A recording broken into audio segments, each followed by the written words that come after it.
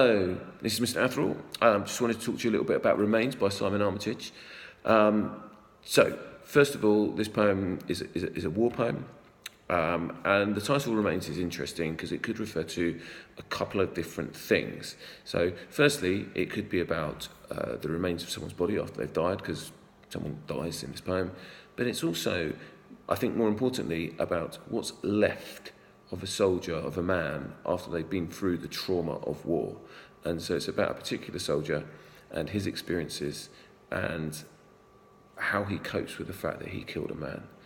It's from a collection of poetry called The Not Dead. And The Not Dead was originally a Channel 4 documentary, and it honoured and looked at and considered the lives of those soldiers whose lives have been affected hugely by war, maybe by severe injury, sometimes by the mental effect of being at war.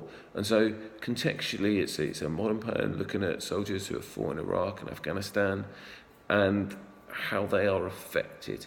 And this poem is particularly about how people are affected in their mind. So that's a big bit of context. It's really acknowledging the mental effect of someone who's been at war. So a few quotes just to think about. First of all, I think in the second stanza, there's a line that says, "Well, myself and somebody else are all of the same mind." So there's this group of soldiers and they're all thinking exactly in the same way.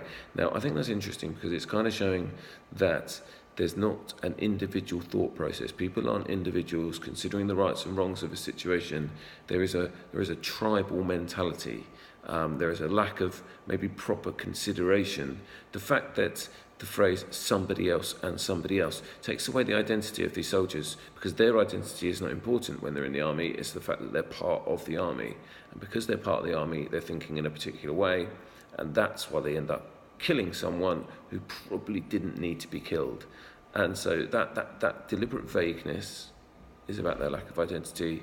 And the fact they're of the same mind is a reference to kind of tribal crowd mentality instead of individual thought.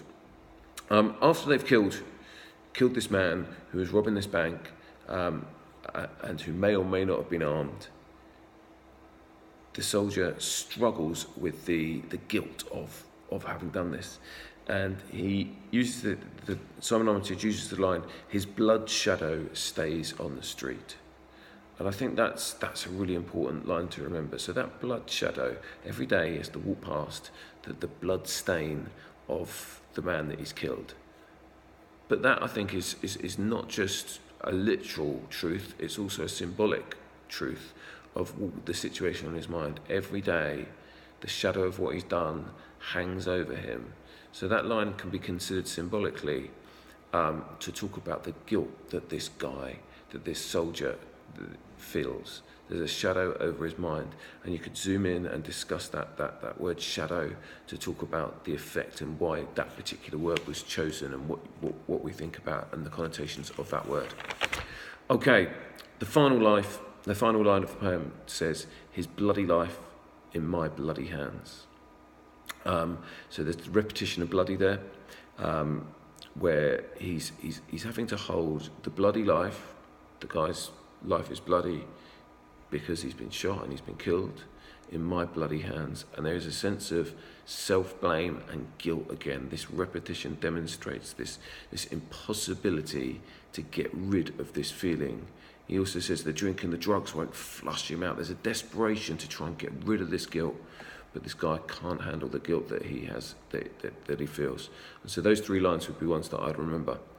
Hope that's been helpful.